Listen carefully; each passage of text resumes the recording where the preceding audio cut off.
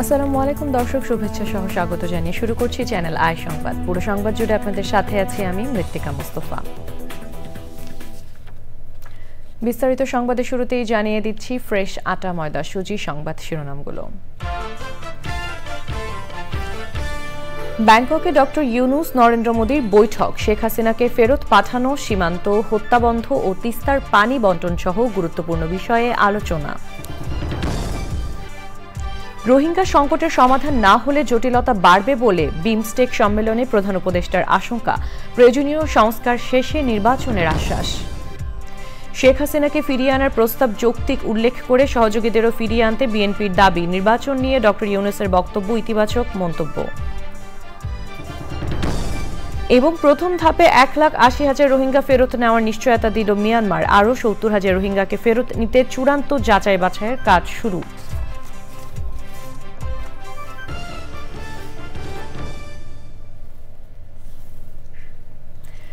দর্শক, সংবাদ শিরোনামগুলো জানাচ্ছিলাম। এখনকার সংবাদ আয়োজন একই সঙ্গে চ্যানেল আর ইউটিউব চ্যানেলে এবং চ্যানেলের ওটিটি প্ল্যাটফর্ম আই স্ক্রিনে লাইভ স্ট্রিম হচ্ছে।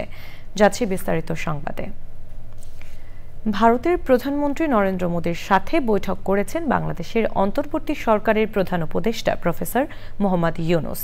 প্রধান উপদেষ্টার প্রেস সচিব জানিয়েছেন, বৈঠকে দুই দেশের স্বার্থ সংশ্লিষ্ট বিষয়, বিশেষ করে শেখ হাসিনাকে বাংলাদেশে ফেরত পাঠানো, সীমান্ত হত্যা বন্ধ এবং অভিন্ন নদীর পানি বন্টন নিয়ে ফলপ্রসূ আলোচনা হয়েছে। চকর মালিথার রিপোর্ট। থাইল্যান্ডের রাজধানী ব্যাংককের শ্রিংরিলা হোটেলে হয়েছে বিমস্টেক শীর্ষ সম্মেলন। বৃহস্পতিবার রাতে নৈশভোজে পাশাপাশি বসে সাক্ষাৎ হয় ভারতের প্রধানমন্ত্রী নরেন্দ্র মোদী এবং বাংলাদেশের অন্তর্বর্তী সরকারের প্রধান উপদেষ্টা প্রফেসর মোহাম্মদ ইউনূসের।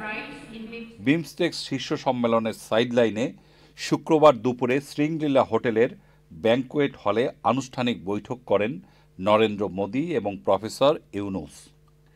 আগে থেকে বৈঠকের জন্য অপেক্ষা করছিলেন ভারতের প্রধানমন্ত্রী। প্রফেসর ইউনূস হলে প্রবেশ করলে নরেন্দ্র মোদী দাঁড়িয়ে তাকে স্বাগত জানান। দুই দেশের দুই নেতার পরনেই ছিল পাঞ্জাবি। শুধু পার্থক্য ছিল পাঞ্জাবির উপরে পরা তাদের নিজস্ব স্টাইলের কোটিতে। বাংলাদেশে 5 আগস্টের রাজনৈতিক পট পরিবর্তনের পর পরিবর্তিত পরিস্থিতিতে প্রথমবারের মতো আলোচনায় বসলেন ডক্টর ইউনূস ও নরেন্দ্র মোদী। বৈঠক নিয়ে পরে কথা বলেন প্রধান উপদেষ্টার প্রেস সচিব। মাননীয় চিফ অ্যাডভাইজার মহোদয় ইন্ডিয়ার প্রধানমন্ত্রী শ্রী নরেন্দ্র মোদীর সাথে বৈঠক করেছেন এবং বৈঠকে আমাদের সাথে যে পারস্পরিক স্বার্থ সংশ্লিষ্ট যতগুলো ইস্যু ছিল সবগুলো নিয়ে কথা হয়েছে এবং আমরা আমাদের যেগুলো স্বার্থ সংশ্লিষ্ট যতগুলো বিষয় ছিল সবগুলো বিষয়ই আমাদের চিফ অ্যাডভাইজার মহোদয় সেই মিটিংয়ে বলেছেন। সাবেক প্রধানমন্ত্রী শেখ হাসিনা প্রসঙ্গে আলোচনা হয় বৈঠকে। শেখ হাসিনার প্রত্যর্পণ বিষয়ে কথা হয়েছে। শেখ হাসিনা যে ওইখানে বসে অনেক ধরনের ইনসেন্ডিয়ারি কমেন্ট করছেন সেগুলো বিষয়ে কথা হচ্ছে। সীমান্ত হত্যা এবং নদীর পানি বন্টন নিয়ে আলোচনা করেন দুই নেতা। বর্ডার কিলিং নিয়ে কথা হয়েছে। আমাদের দুই দেশের মধ্যে যে গাঞ্জেস ওয়াটার ট্রিটিটা আপনি জানেন যে নতুন করে এটার এক্সপায়ার হয়েছে, নতুন করে ট্রিটিটা হওয়ার আবার কথা হচ্ছে এবং তিস্তা ওয়াটার, এগুলো সবগুলো নিয়েই কথাবার্তা হয়েছে। আমি বলবো যে মিটিংটা খুবই কনস্ট্রাকটিভ, প্রোডাক্টিভ এবং ফ্রুটফুল হয়েছে। এরপর বাংলাদেশের অন্তর্বর্তী সরকারের প্রধান উপদেষ্টা প্রফেসর মোহাম্মদ ইউনূস বৈঠক করেন থাইল্যান্ডের প্রধানমন্ত্রী পেতং টার্ন সিনাওয়াত্রা, ভুটানের প্রধানমন্ত্রী দাশো সেনিং তোবাক এবং শ্রীলঙ্কার প্রধানমন্ত্রী হারিনি আমারাসুরিয়ার সঙ্গে। চকর মালিথা, চ্যানেল আই। ব্যাংককে বিমস্টেক সম্মেলনের ফাঁকে বাংলাদেশের অন্তর্বর্তী সরকারের প্রধান উপদেষ্টা ডক্টর মোহাম্মদ ইউনূসের সাথে বৈঠকের আলোচ্য বিষয় সামাজিক যোগাযোগ মাধ্যমে তুলে ধরেছেন ভারতের প্রধানমন্ত্রী নরেন্দ্র মোদী। মোদী এক টুইট বার্তায় উল্লেখ করেন, বাংলাদেশের সাথে একটি গঠনমূলক ও জনকেন্দ্রিক সম্পর্কের প্রতি প্রতিশ্রুতিবদ্ধ ভারত। বাংলাদেশের শান্তি, স্থিতিশীলতা, অন্তর্ভুক্তি ও গণতন্ত্রের প্রতি ভারতের সমর্থন পুনর্ব্যক্ত করেন ভারতের প্রধানমন্ত্রী।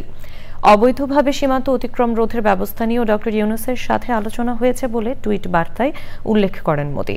ভারতের প্রধানমন্ত্রী আশা করেন বাংলাদেশ সরকার সে দেশের সংখ্যালঘুদের সুরক্ষা নিশ্চিত করবে। বিমস্টেক শীর্ষ সম্মেলনে ভাষণে প্রধান উপদেষ্টা প্রফেসর মোহাম্মদ ইউনুস বলেছেন, রোহিঙ্গা সংকটের সমাধান না হলে জটিলতা আরও বাড়বে। থাইল্যান্ডের রাজধানী ব্যাংককে এই সম্মেলনে প্রফেসর ইউনুস বলেন, প্রয়োজনীয় সংস্কার শেষে যত দ্রুত সম্ভব অবাধ, নিরপেক্ষ ও অংশগ্রহণমূলক নির্বাচন হবে বাংলাদেশে। টেকসই উন্নয়ন ও অর্থনৈতিক স্থিতিশীলতার জন্য নবায়নযোগ্য শক্তি, আন্তঃসীমান্ত বিদ্যুৎ বাণিজ্য ও শক্তি দক্ষতা বৃদ্ধির জন্য বিমস্টেকভুক্ত সকল দেশকে একত্রে কাজ করার আহ্বান জানান তিনি। চকর মালিথার রিপোর্ট।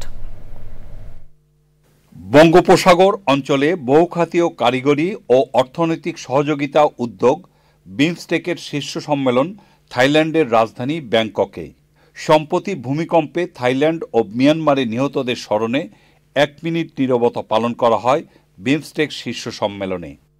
প্রধান উপদেষ্টা প্রফেসর মোহাম্মদ ইউনুস তার ভাষণে এ অঞ্চলের সংকট এবং উন্নয়নে বিমস্টেক সদস্য দেশগুলোকে একসঙ্গে কাজ করার আহ্বান জানান। তিনি আশা করেন, রোহিঙ্গা সংকট সমাধানে মিয়ানমারের সাথে কার্যকর সংলাপ করবে বিমস্টেক।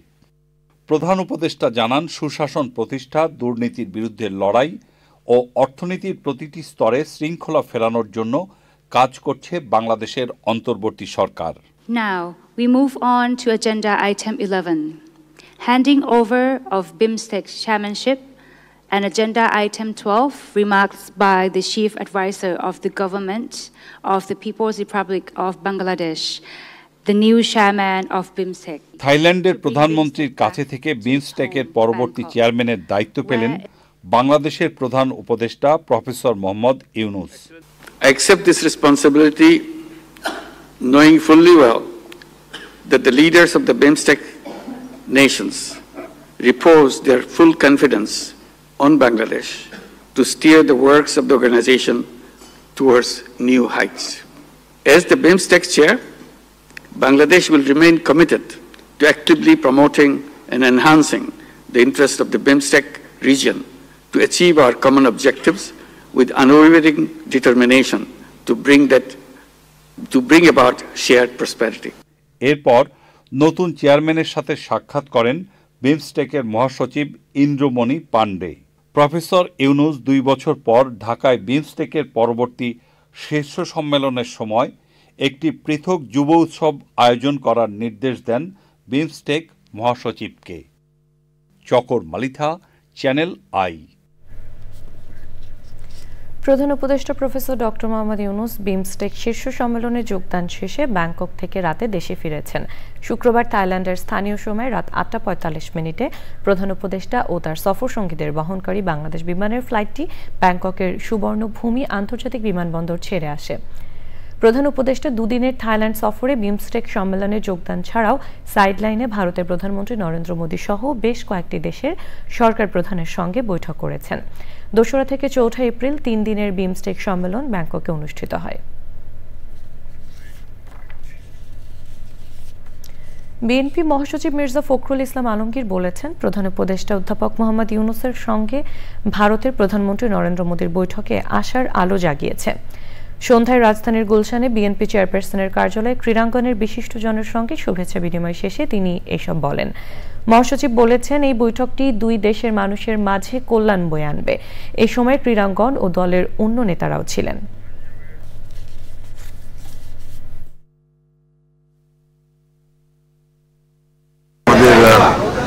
প্রধান উপদেষ্টা এবং ডক্টর ইউনুস এবং ভারতের প্রধানমন্ত্রী আপনার মোদী সাহেবের বৈঠকটা, এটা আমাদের সামনে একটা আশার একটা আলো তৈরি করছে যে ভারত এবং বাংলাদেশের সম্পর্কের মধ্যে যে একটা বিটারনেস তৈরি হয়েছিল, সেই বিটারনেসটা তৈরি যেন আর বেশি না সামনে যায়, অথবা এটা আপনার যেন কমে আসে, সেখানকার একটা নতুন সম্ভাবনা সৃষ্টি হয়েছে।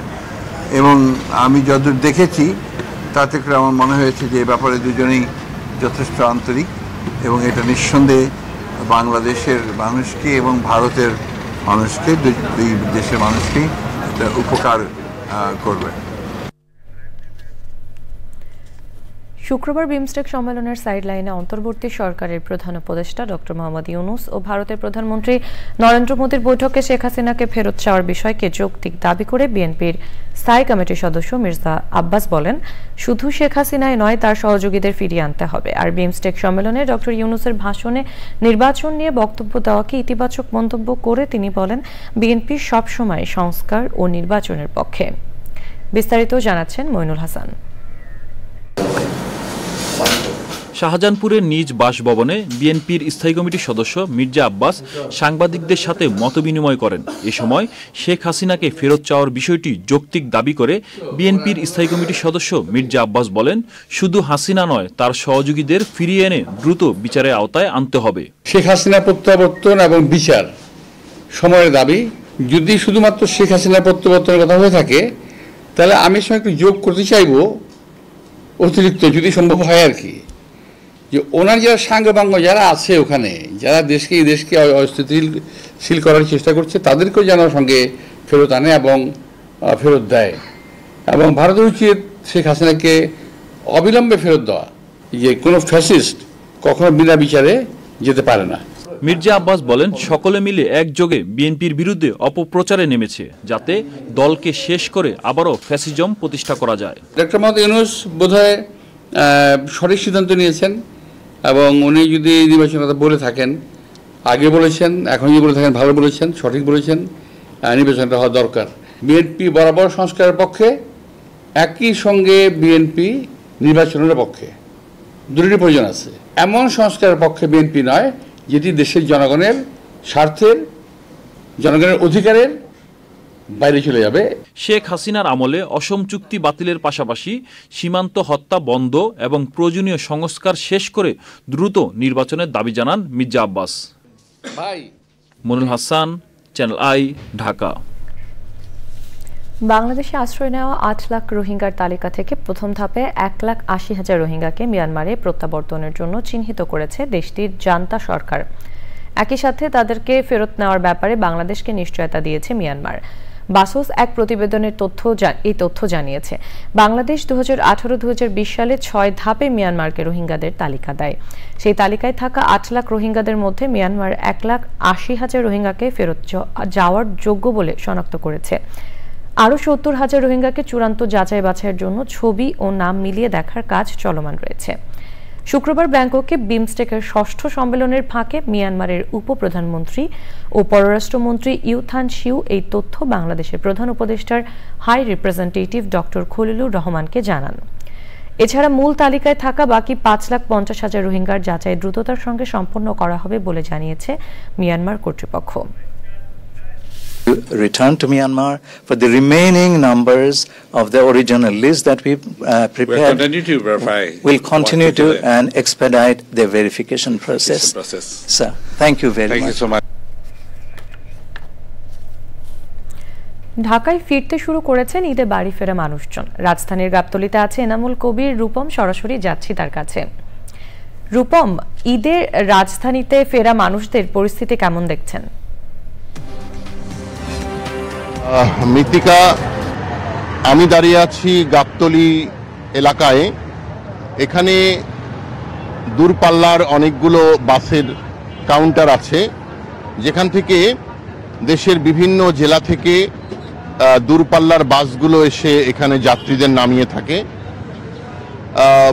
যেসব যাত্রীরা এরই মধ্যে ঢাকায় এসে পৌঁছেছেন, তারা বলেছেন যে এবারই প্রথম নির্ঝঞ্ঝাট তারা তাদের গ্রামের বাড়ি থেকে ঢাকা এসে পৌঁছেছেন। ঈদের যাত্রায় যে ভোগান্তিগুলো হয়, সেই ভোগান্তিগুলো একেবারেই অনুপস্থিত। রেলের যাত্রায় যারা যাচ্ছেন তারাও, আমার কাছে যে তথ্য রয়েছে তাতে ট্রেনগুলো যথাসময়ে বিভিন্ন গন্তব্য থেকে ফিরে আসছে। তবে বাসের তুলনায় রেলের যাত্রীদের ভিড়টা একটু বেশি। তারপরেও তাদের যাত্রাও স্বস্তির যাত্রা। রেলের কর্মকর্তারা জানিয়েছেন যে বিভিন্ন গন্তব্যের ট্রেনগুলো যথানিয়মে আসছে। একই পরিস্থিতি লঞ্চ টার্মিনালগুলোতেও। লঞ্চের তেমন একটা উপচে পড়া ভিড় এবার লক্ষ্য করা যায়নি। মৃত্তিকা। ধন্যবাদ রূপম আপনাকে। এবং প্রথমে কৃষি সংবাদ।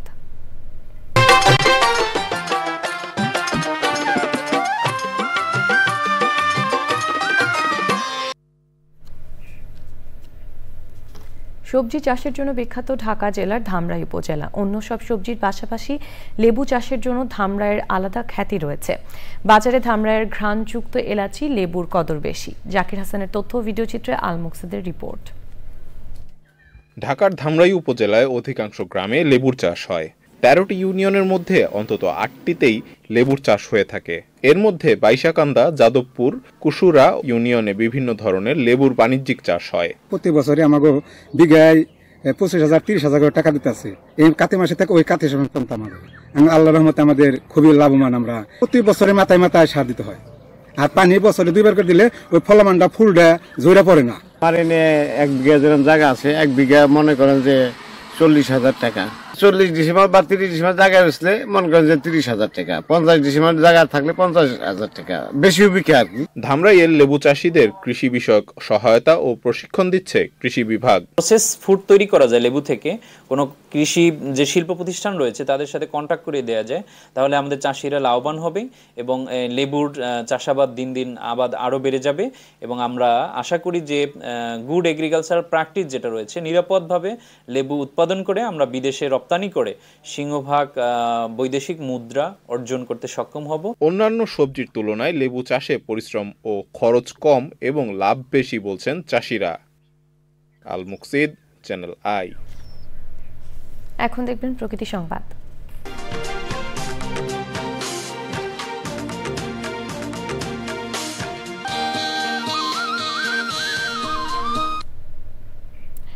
বঙ্গোপসাগরে সুনীল অর্থনীতির সম্ভাবনা কাজে লাগাতে 26টি সেক্টর শনাক্ত করেছে সরকার।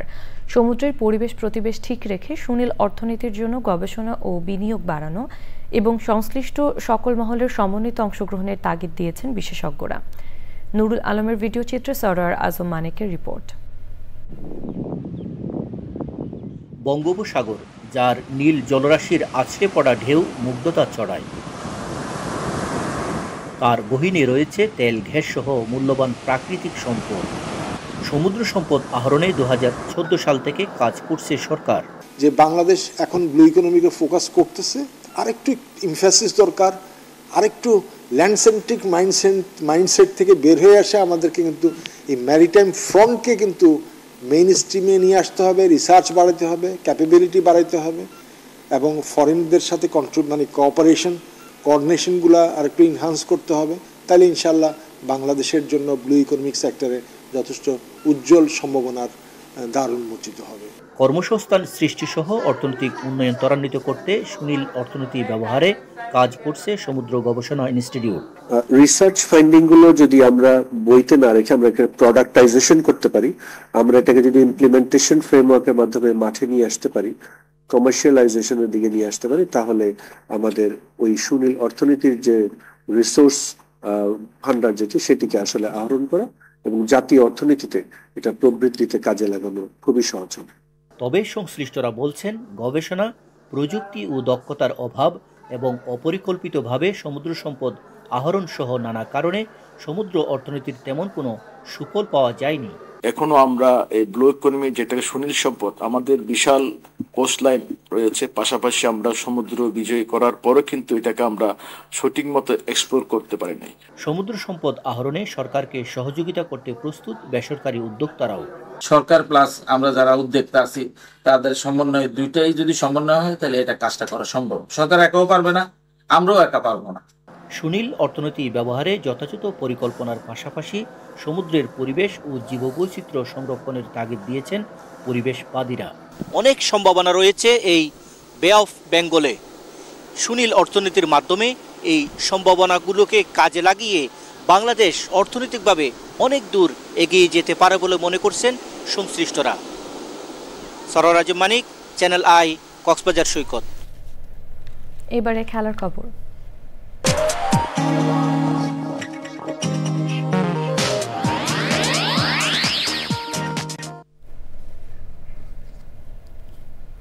চ্যাম্পিয়ন্স ট্রফি খেলে দেশে ফিরে বাংলাদেশ দলের ক্রিকেটাররা ব্যস্ত হয়ে পড়েছেন ঢাকা প্রিমিয়ার লিগে খেলা নিয়ে। ঈদের ছুটি শেষে প্রিমিয়ার ক্রিকেট লিগ আবার মাঠে গড়ালেও টাইগারদের সামনে রয়েছে তুমুল ব্যস্ত আন্তর্জাতিক সিরিজ খেলার হাতছানি। আইসিসির এফটিপি অনুযায়ী 2027 সালের মার্চ পর্যন্ত আগামী 23 মাসে বাংলাদেশ ক্রিকেট দল হোম এবং অ্যাওয়ে মিলিয়ে 16টি দ্বিপাক্ষিক সিরিজ খেলবে। এই সিরিজগুলোতে থাকছে 18টি টেস্ট, 32 ওয়ানডে এবং 32টি টি-20 ম্যাচ।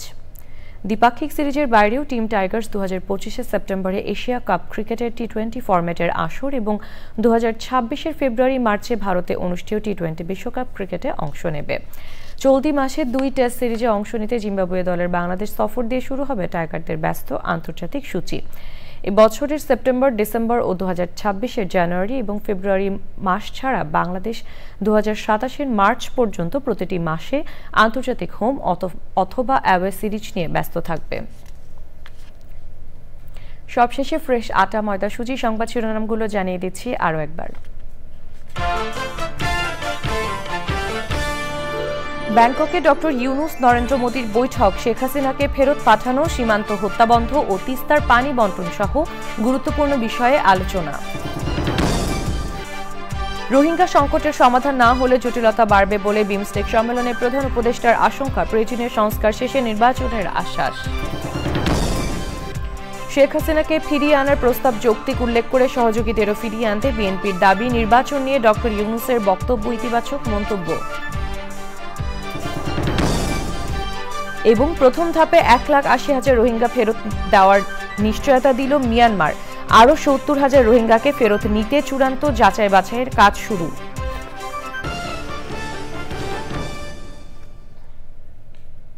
চ্যানেল আইয়ের সর্বশেষ সংবাদ জানতে ভিজিট করুন channelionline.com এবং যুক্ত থাকুন আমাদের সোশ্যাল মিডিয়া প্ল্যাটফর্মগুলোর সাথে। এই ছিল এখনকার সংবাদ, সবাইকে সাথে থাকার জন্য ধন্যবাদ।